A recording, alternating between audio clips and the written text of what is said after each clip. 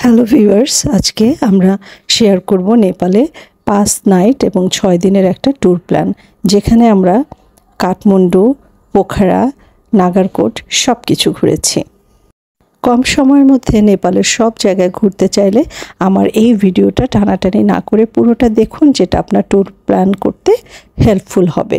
ঢাকা থেকে আমরা রওনা দিই 1:30টার সময়। আমাদের প্লেন ছেড়ে যায় এবং এর আগে আমরা ইমিগ্রেশনটা কমপ্লিট করে এখানে আপনার ইমিগ্রেশনের জন্য প্রয়োজনীয় কাগজপত্র, যারা জব করেন অবশ্যই এনওসিটা সাথে রাখবেন। নেপালে পৌঁছে আমরা প্রথমেই যেটা করি, একটা সিম কিনে নেই এবং অল্প কিছু ডলার ভাঙাই, কারণ থামেলে অনেক দোকান আছে, সেখান থেকে কিন্তু ডলার ভাঙালে বেশ ভালো একটা রেট পাওয়া যায়। সিমের জন্য অবশ্যই 1 কপি ছবি রাখবেন সঙ্গে।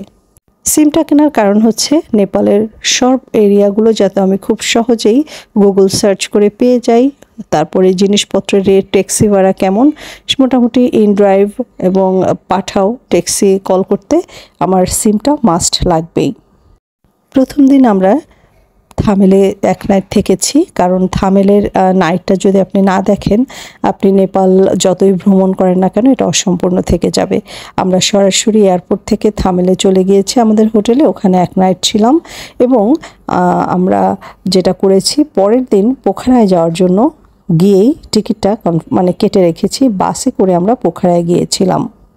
থামেলটাকে বেছে নেওয়ার কারণ হচ্ছে, প্রথম দিন কারণ প্লেন কিন্তু অনেক সময় ডিলে হয়, তো সেই ক্ষেত্রে অন্য কোথাও প্ল্যান থাকলে একটু ঝামেলাই হয়ে যায়। থামেলে সুন্দর একটা সময় কাটালাম আমরা। রাতে মোমো খেলাম, তারপরে থালি খেলাম, নেপালের যেটা বিখ্যাত খাবার, বলা যায় জাতীয় খাবার থালি, সেটাই খেলাম। ডাল ভাত, মাছ, মাংস এগুলো। উঠেছিলাম সাতকর বুটিক হোটেলে, যেটার ভাড়া পড়েছিল প্রায় 4000 টাকার মতো। এটা একেবারে থামেলের মাঝখানে ছিল। এখান থেকে পায়ে হেঁটেই কিন্তু দরবার স্কোয়ারে যাওয়া যায়। তো পরের দিন আমরা দরবার স্কোয়ারে গিয়েছিলাম, তারপরে মাঙ্কি টেম্পল ঘুরেছিলাম, তারপরে আমাদের একটা চার্চে বেরিয়েছিলাম। এতে করে পুরো কাঠমান্ডুটা আমাদের ঘোরা হয়ে গেছে। এবং মাঙ্কি টেম্পলটা আপনারা কখনোই মিস করবেন না, কারণ ওইটার উপরে গেলে আপনারা একেবারে কাঠমান্ডুর একটা ভিউ পাবেন, এবং যেটা দেখে কিন্তু আপনারা অবশ্যই স্যাটিসফাইড হবেন। সব জায়গায় আমরা ইনড্রাইভ ট্যাক্সি কল করে ঘুরেছি। ইনড্রাইভ একটু সাশ্রয়ী এবং খুব ভালো একটা রেসপন্স পাওয়া যায়, তাই আমরা ইনড্রাইভে করে সব জায়গায় ঘুরেছি। পোখরায় আমরা যাওয়ার জন্য ম্যাট্রিক্স অ্যাডভেঞ্চার থেকে টিকিটটা করেছিলাম। পার টিকিট 1800 টাকা করে পড়েছিল। লাক্সারি আর সোফা সেট, এসি বাস ছিল, বাসের মধ্যে ওয়াশরুমের ব্যবস্থা ছিল। হোটেলে পরদিন আমরা একটা কমপ্লিমেন্টারি ব্রেকফাস্ট পেয়েছিলাম, যেটা খুবই রিচ ছিল, এবং ওটার জন্য কিন্তু সকালে কি খাবো এই ঝামেলাটা পোহাতে হয়নি। এবং আমরা ওখান থেকে সরাসরি দরবার স্কোয়ার গিয়েছি, মাঙ্কি টেম্পল ঘুরেছি এবং একটা চার্চে ঘুরেছি। সন্ধ্যার সময় আমরা ওখান থেকে পোখরায় বাসে করে চলে গিয়েছি। পোখরায় যাওয়ার জন্য আমরা নাইট জার্নিটা বেছে নিয়েছি। এতে করে আমাদের ডেগুলো সেভ হয়েছে এবং আমরা সুন্দরভাবে ঘোরাঘুরির কাজটা দিনেই করতে পেরেছি। নাইট জার্নি হলেও একেবারে সেফ ছিল জার্নিটা। 2 ঘন্টা পর পর গাড়ি বিরতি দিয়েছিল এবং গাড়িতে খাবারের ব্যবস্থা ছিল। সবসময় মনে রাখবেন, ভালো মানের গাড়ি হলে আপনারা ভালো একটা ড্রাইভার পাবেন, এবং তারা কিন্তু তাদের নিজেদের গাড়ির সেফটির জন্যই খুব সুন্দর ড্রাইভিং করবে। তাই ভাড়াটা একটু বেশি হলেও ভালো একটা গাড়ি নেওয়ার চেষ্টা করবেন। আমরা জগদম্বা ট্রাভেলসের গাড়িটা নিয়েছিলাম। সারা রাত জার্নি করে আমরা ভোরবেলায় পৌঁছে গিয়েছিলাম ট্যুরিস্ট বাস পার্ক পোখরাতে। ওখান থেকে 250 টাকা দিয়ে একটা ট্যাক্সি দিয়ে সরাসরি হোটেলে চলে গিয়েছি। আমাদের হোটেলের নাম ছিল গ্র্যান্ড হলিডেজ। তারা আমাদেরকে আর্লি চেক ইন করতে দিয়েছিল, তারপর একটু ঘুমিয়েছি। দুপুরের দিকে আমরা সরাসরি পায়ে হেঁটে চলে গিয়েছিলাম লেকে, সেখানে বোট রাইড করেছি আমরা। মাঝি এবং 1 ঘন্টার যেটা 900 টাকা দিয়ে নিয়েছিলাম। চমৎকার একটা সময় কেটেছে আমাদের ফেওয়া লেকে, এবং এই ফেওয়া লেকটা কিন্তু অবশ্যই আপনারা ঘুরবেন যদি পোখরাতে আসেন। চমৎকার একটা সৌন্দর্য। সাধারণত হোটেলগুলো এই লেকের পাশ দিয়েই হয়। এই হোটেলের ভাড়া ছিল 3500 টাকার মতো। এখান থেকেও আমরা পাহাড়ের ভিউটা পেয়েছিলাম, এবং হোটেলে আমাদের একটা কমপ্লিমেন্টারি ব্রেকফাস্টও ছিল। ফেওয়ালেকে 1 ঘন্টা বোট রাইডের পরে আমরা দুপুরে লাঞ্চ করেছি একটা ইন্ডিয়ান রেস্টুরেন্টে। এখানে অলমোস্ট সব খাবার 350-400 টাকা থেকে স্টার্ট হয় এবং এই ধরনের ভেজ থালিগুলো আপনাদের 350 টাকা, চিকেন থালিগুলো 400-500 টাকা এরকমই হয়। এরপরে আমরা একটা ট্যাক্সি ক্যাব নিয়ে চলে গিয়েছিলাম ওয়ার্ল্ড পিস পেগোডা দেখার জন্য। এই ওয়ার্ল্ড পিস পেগোডা ছিল একেবারে পাহাড়ের উঁচুতে। তো আপনারা ওখানে গেলে পুরা পোখারার একটা ভিউ পেয়ে যাবেন। খুবই সুন্দর একটা জায়গা, এটা কখনোই মিস করবেন না, পোখারাতে আসলে অবশ্যই যাবেন। আরেকটা টিপস, পাহাড়ের উপরে যতগুলো প্লেস আপনারা ঘুরবেন অবশ্যই গাড়িটা নেবেন আপ ডাউন ঠিক করে, যাতে আপনারা পাহাড় ঘোরার পরে আবার ওই গাড়িটা করে নিচের লোকালয়ে চলে আসতে পারেন। এক্ষেত্রে কিন্তু গাড়ি ভাড়া অনেক বেশি পড়ে। আমরা 1100 টাকায় দরদাম করে একটা গাড়ি নিয়ে ওয়ার্ল্ড পিস পেগোডা দেখেছিলাম। খুবই চমৎকার প্লেস, আবার বললাম যে ছবি তোলার জন্য সুন্দর এবং ইউনেস্কো থেকে স্বীকৃত একটা ট্যুরিস্ট প্লেস। আস্তে আস্তে আমাদের সন্ধ্যা হয়ে গিয়েছিল, কারণ পাহাড়ের উপরে হেঁটে ওঠা নামা দারুণ একটা আপনারা সময় কাটাতে পারবেন। রাতে আমরা লেক সাইডের পাশ দিয়ে যেই হোটেল এবং ঘোরার জায়গা আছে ঘুরেছি। আমরা ডিনার করেছি বাইরে, তারপরে আমরা হোটেলে চলে আসছি, রাত্রে ঘুমিয়েছি 1 নাইট। পরের দিন সকালে আমরা চমৎকার একটা ব্রেকফাস্ট করে তারপরে ঘুরতে বেরিয়েছি। পোখারায় কেবল কারে চড়েছি, তারপরে সারাংকোট গিয়েছি। তো কেবল কারে আমরা যাওয়ার জন্য হোটেল থেকেই 350 টাকার মধ্যে একটা ট্যাক্সি নিয়ে তারপরে কেবল কার রাইডে, মানে ওই পাশে হচ্ছে সারাংকোট, আর পার পারসন কেবল কারে চড়তে 1000 টাকা করে লেগেছিল।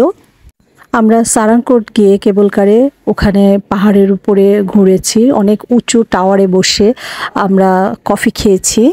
সো পোখারা আসলে অবশ্যই সারাংকোটের সৌন্দর্যটা উপভোগ করবেন। আর যারা বিভিন্ন ধরনের রাইডস বা অ্যাক্টিভিটিসগুলো করতে চান, লাইক প্যারাসেলিং, হাইকিং, তো এগুলো আপনারা সারাংকোটে বিভিন্ন ধরনের অ্যামাউন্ট আছে, সেটা দিয়ে করে নিতে পারেন।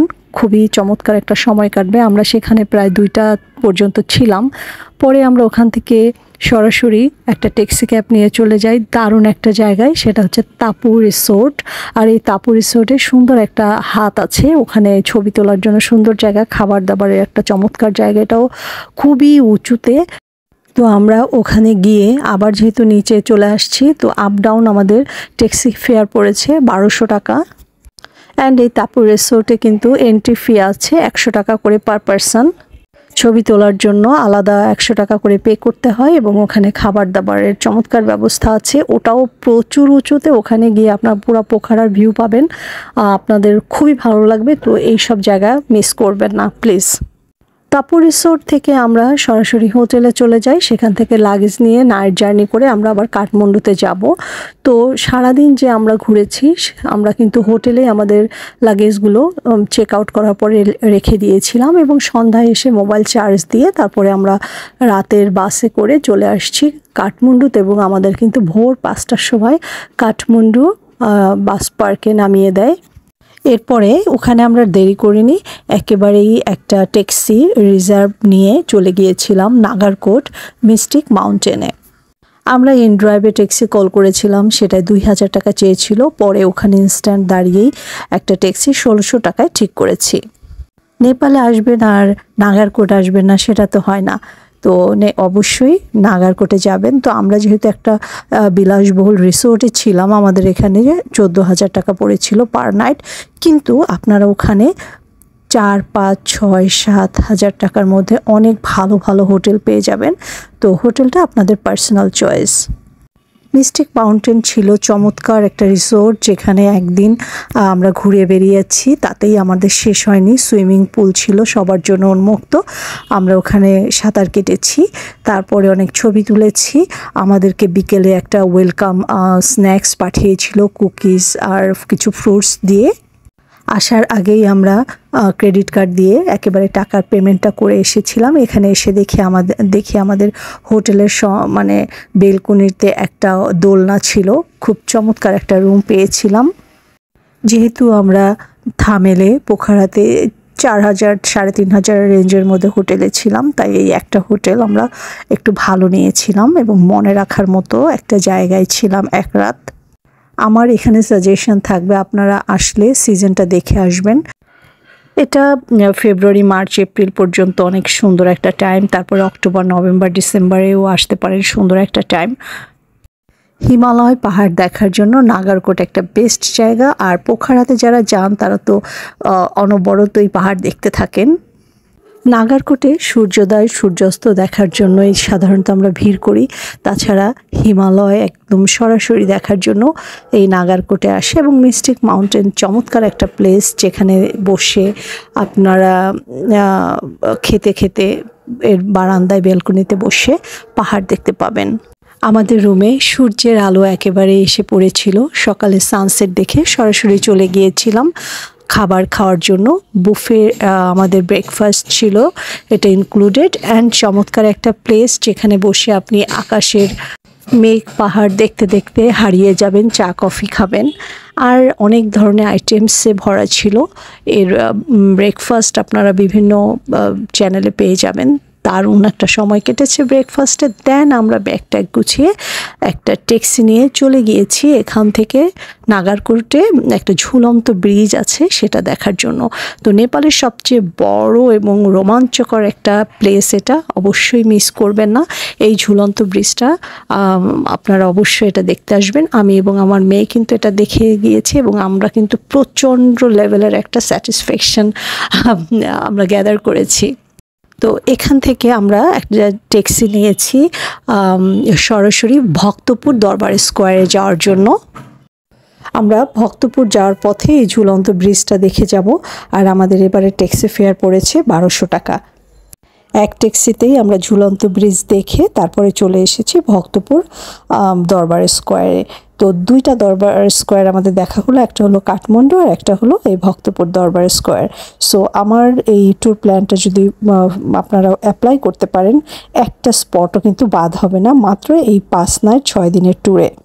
যেহেতু আজকে সন্ধ্যা 6টার ফ্লাইটে আমরা বাংলাদেশে ফিরব, তাই ভক্তপুর দরবার স্কোয়ার ঘুরতে ঘুরতে আমাদের 2:30 বেজে গেছে। এখান থেকে আমরা চলে গিয়েছিলাম ভক্তপুর বাজারে, সেখানে আমরা কিছু শপিং করেছি। দেন আমরা কেএফসিতে একটা ছোটোখাটো লাঞ্চ কমপ্লিট করে তারপরে আমরা এয়ারপোর্টে চলে গিয়েছি। তো মোটামুটি এই যে সময়ের মধ্যে আপনারা দেখেছেন, আমরা কাঠমান্ডু, পোখারা, নাগারকোট সব জায়গায় ঘুরেছি এবং কোন কোন হোটেলে ছিলাম সব কিছুই আছে। এই ভিডিও ছাড়াও আমার আলাদা আলাদা করে ভিডিও করা আছে, সেটা আপনারা দেখলে আরও ডিটেলস জানতে পারবেন। এই ভিডিওটা একেবারে একটা থিম, যে থিমের উপরে আপনি আপনার ট্যুর প্ল্যানটা সাজাতে পারেন। নেপালে ভ্রমণের সময় অবশ্যই একটা ছাতা সঙ্গে রাখবেন। আমরা কিন্তু ভোরে যখন বাস থেকে নেমেছি বৃষ্টি হচ্ছিল, ছাতাটা হেল্প করেছে। তারপরে হচ্ছে আমরা যখন বিভিন্ন স্পটে পাহাড়ের উপরে উঠেছি, ঝুপঝুপ করে বৃষ্টি নেমে গেছে, ছাতাটা হেল্প করেছে। নেপালের মানুষজন খুবই ভালো, ফ্রেন্ডলি। কোনো জায়গায় কোথাও কোনো কারণে হ্যারাস হওয়ার কোনো পসিবিলিটি নাই। আমরা চমৎকার সময় কাটিয়েছি। একটা রিকোয়েস্ট থাকবে, নেপালি জীবন অনেক কষ্টের। পাহাড়ে ওঠানামা করা এবং আমি ছোট ছোট বাচ্চাদের বই খাতা নিয়ে তাদেরকে পাহাড়ে স্কুলে যেতে দেখেছি, পাহাড়ে উঠতে দেখেছি। তো খুবই কষ্টের জীবন। এখানে জিনিসপত্রের দাম দর নিয়ে খুব বেশি বার্গেনিং করবেন না প্লিজ। এই তো সব কিছু মিলে আশা করি এই 5 নাইট 3 দিনের ট্যুরটি আপনাদের পছন্দ হয়েছে। আমরা এক্স্যাক্ট যা যা করেছি তাই দেখানোর চেষ্টা করেছি। আপনার মতামত আমরা এক্সপেক্ট করি পজিটিভভাবেই। আশা করি ভালো লেগেছে। আজকে বিদায় নিচ্ছি, সবাই ভালো থাকবেন। আপনার কোনো ফ্রেন্ডস ফ্যামিলি যদি নেপাল ট্যুরে যায়, আমার এই ভিডিওটা শেয়ার করতে পারেন, আশা করি উপকারী হবে। বিদায় নিচ্ছি, টাটা।